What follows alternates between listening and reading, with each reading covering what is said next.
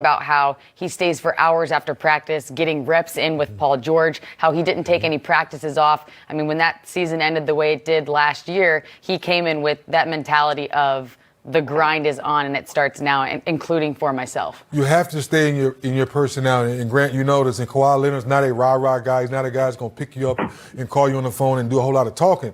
So to hear your coach speak up and say, this guy's been to practice early, he's staying late, he's putting those extra 300 or 400 free throws up, he's in the weight room, his body looks toned, ready to play.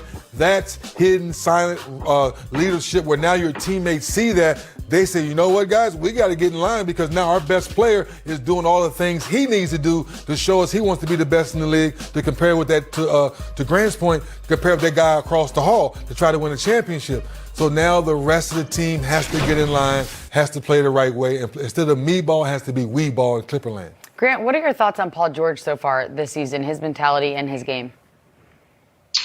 You know, Allie, I like what I see. I mean, we know he had a tough stretch there in the bubble, and I don't believe that was indicative of who he is and what he's been throughout his career. I do like at the end of this game here, you heard Jimmy Jackson talking about Paul George and sort of his improvement thus far compared to last season, and just, you know, accepting the fact that he wasn't great. He got in the lab, got with his trainer, has worked on his game.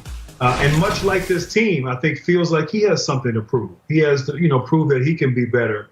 And he's come out and done that. And so, that's what makes great players great. And he knows as well as all of us that he and Kawhi Leonard, they have to be elite. If we learned anything last year, 3D, last year in the postseason, LeBron James and Anthony Davis, the two cornerstone pieces for the Lakers, they were elite. They raised their level of play and raised their games in the postseason to lead their team to a championship. And so that's what has to happen for the Clippers. Kawhi Leonard, Paul George, they have to be elite, not just now, not just throughout the regular season, but in the postseason when it matters most. Yeah. All right, you can celebrate your New Year's Eve with us right here on NBA TV. I certainly will be here in full sequence, by the way. There you go. Uh-oh. Popping the non-alcoholic bubbles on the set. No champizzle for you, no champizzle for you. Maybe afterward. But also Friday on NBA TV, the Lakers and the Spurs face off again at 8 p.m. Then it's Steph and Dame going head-to-head as the Blazers and the Warriors face off at 10:30. All right, after the break, more three. Bam! Bam, 22 points, 10 assists, 8 rebounds, and the final score, 119-108 Miami. So it was a different story.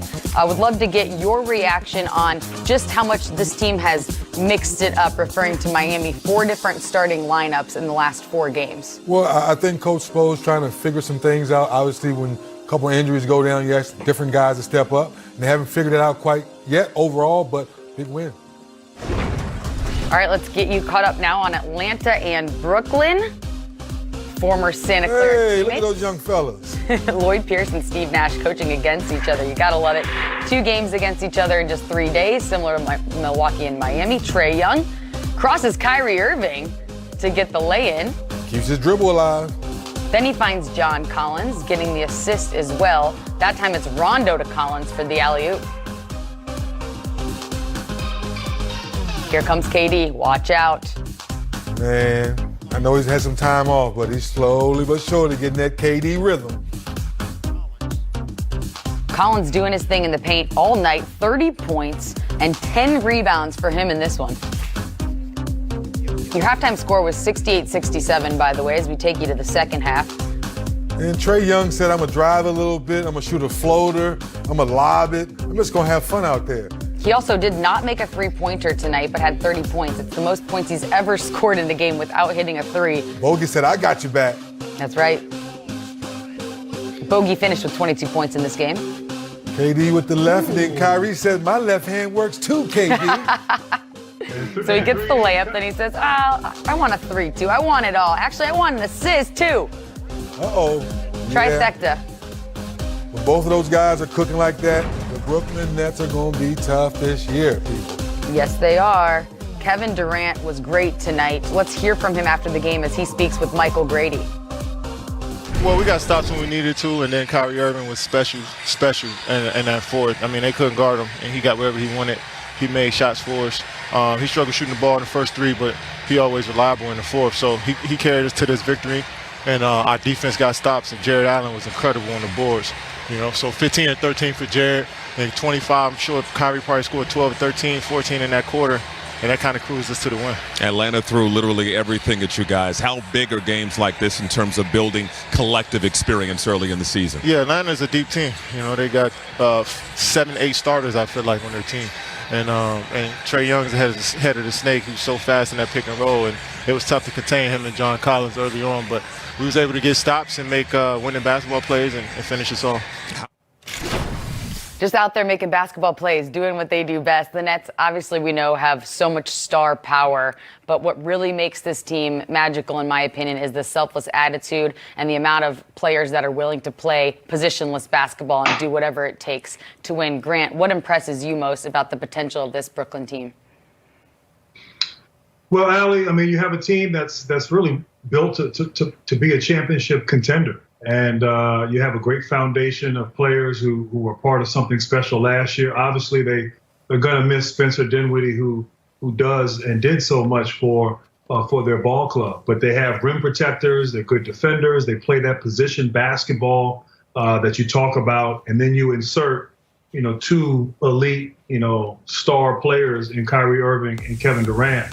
And, give the young Hawks credit. They played really well today.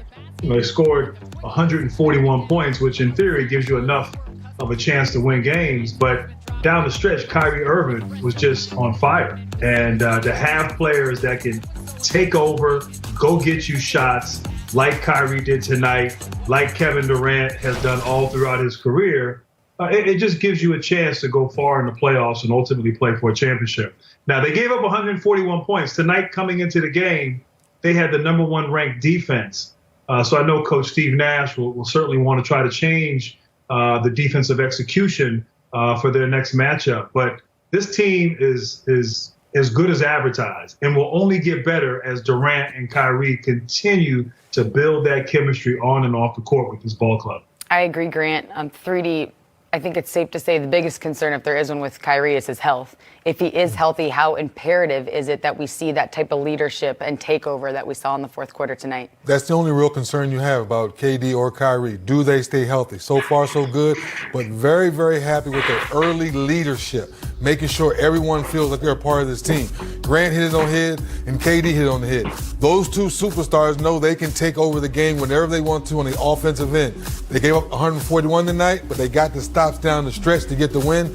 Now it's all about building on the chemistry that they've shown us here in these first 5 games. We know it's only 72, but stay healthy. To your point, watch out for the Brooklyn Nets. We're going to Celtics team so dangerous as they have a lot of guys who can have a night like this. And kudos to Tatum. When most of the shine's on him, he saw his counterpart go off tonight. He sits back and rides his wave. That's right. Okay, Charlotte and Dallas also were underway tonight. Charlotte beat the Nets, by the way, to secure their first win on Sunday. The Mavs, it's their home opener, and they're coming off of that 51-point win against the Clippers on Sunday.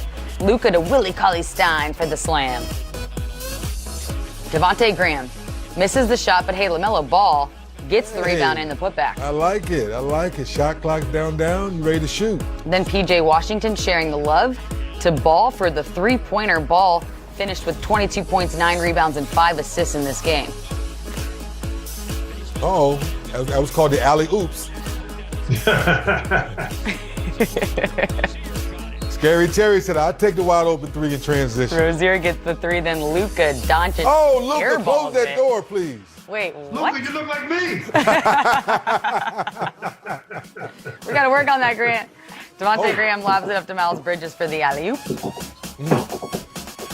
And Bridges had a great game as well, Allie. 20 points, 16 rebounds for the young fella. Ooh, things are getting steamy in here. James Johnson and Cody Martin get physical. Let's see it again. Oh, the shove off right there. Set it all off, and then it just escalated. I don't mind a little. Without knowing what actually happened before that, led up to it, as we like to say, Allen Grant, you know this, but it's just weird just to see the end of it. There's always more than what the eye can see originally, right? Charlotte goes on to win it 118-99. All right, Thursday, lots to look forward to. Celebrate your New Year's Eve with NBA TV. The night begins at 6:30 when the 76ers take on the Magic. Then at 9, it's the Suns and the Utah